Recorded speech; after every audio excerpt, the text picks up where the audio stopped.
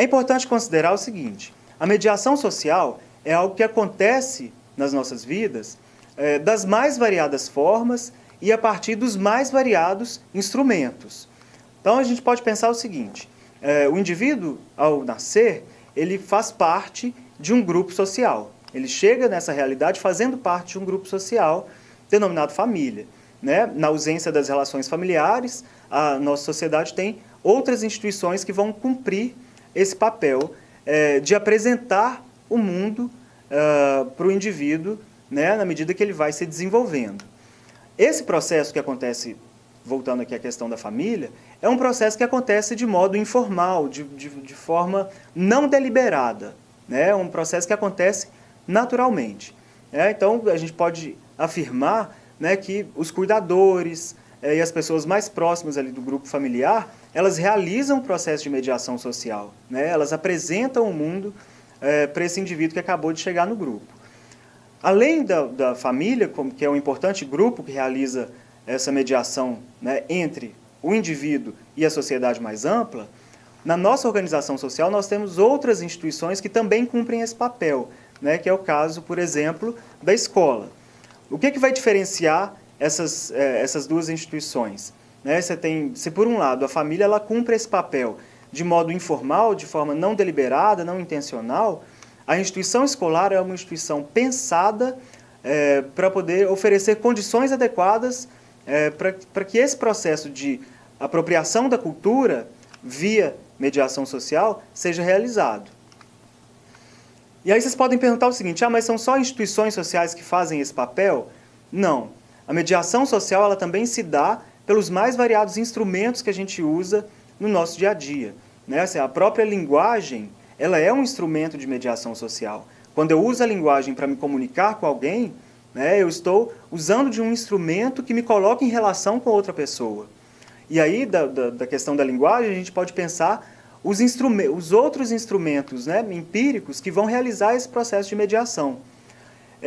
Nessa videoaula, por exemplo, né, assim, o nosso contato, né, o contato que eu tenho com vocês, ele é mediado, nesse momento, por essa videoaula que está sendo gravada.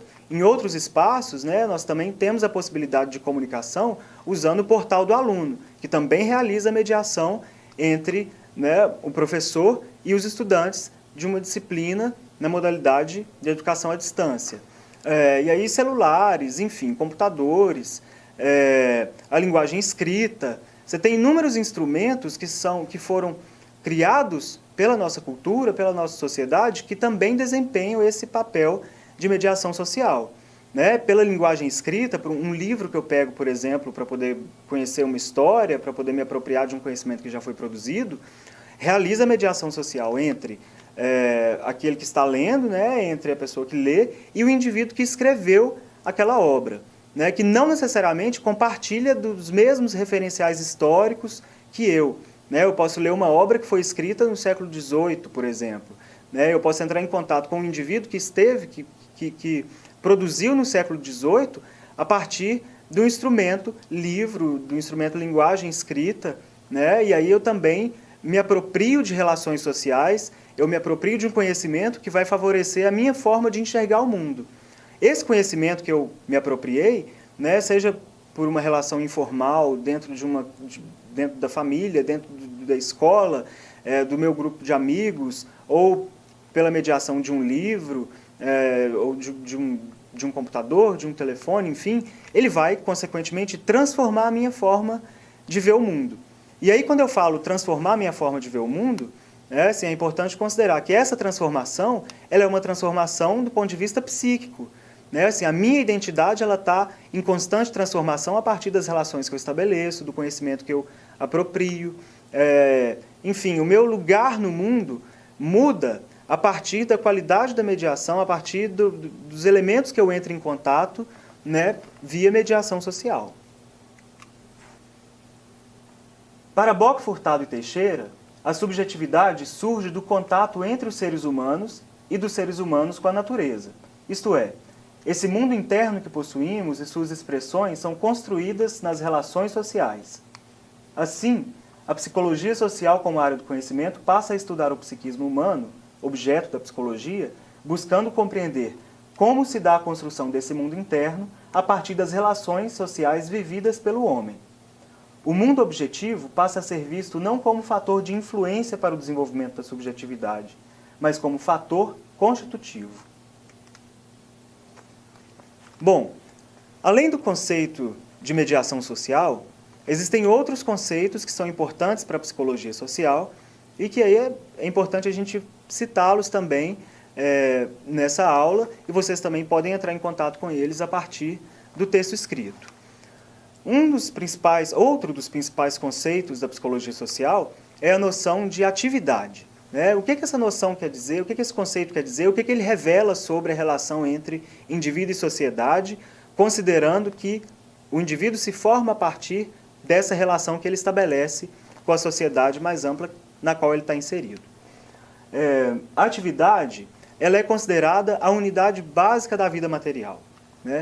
Por atividade aqui, nós estamos falando de um processo que se dá entre o indivíduo e a natureza, ou entre o indivíduo e o contexto histórico, social, também o contexto natural no qual o indivíduo está inserido. É por meio da atividade que o ser humano vai transformar o ambiente em que ele está inserido, e nesse processo de transformação desse ambiente, ele vai também transformar a sua configuração psíquica, ele vai formar o seu aparelho psíquico, dentro de relações sociais, aí considerando também o conceito de mediação social nesse processo. É importante considerar o seguinte: essa noção de atividade ela é mais ampla do que a noção de trabalho, por exemplo, que nós percebemos a partir de perspectivas do senso comum. A noção de trabalho na sociedade contemporânea ela vem sendo reduzida à compreensão de emprego. E aí, por emprego, a gente vai entender aquela relação de trabalho, aquela relação de atividade, mas que você tem um elemento muito importante aí, que é a questão da venda das horas de trabalho em troca de um salário. Essa relação ela vai ser condicionada, ela vai ser regulada a partir de pressupostos legislativos. Então, é uma noção bastante específica e ela é uma noção da sociedade moderna, e aí mais especificamente da sociedade capitalista, quando a gente vai fazer uma análise do emprego propriamente dito, a partir desse entendimento que eu falei do emprego. A psicologia social, quando ela fala de atividade, ela fala de um movimento de transformação da realidade na qual o ser humano está inserido. E nesse processo, nós acabamos por constituir nosso aparelho psíquico a partir das relações que a gente vai estabelecendo. Nesse sentido, o ser humano constrói seu mundo interno, sua subjetividade, na medida em que atua e transforma o mundo externo.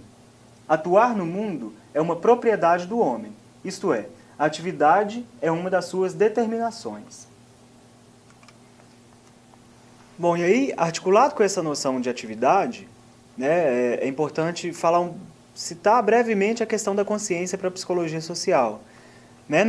A partir da perspectiva da psicologia social, a consciência do indivíduo ela vai ser construída, ela vai sendo gradativamente construída a partir das relações que o indivíduo vai estabelecendo na realidade e à medida em que ele vai também agindo sobre essa realidade e transformando essa realidade.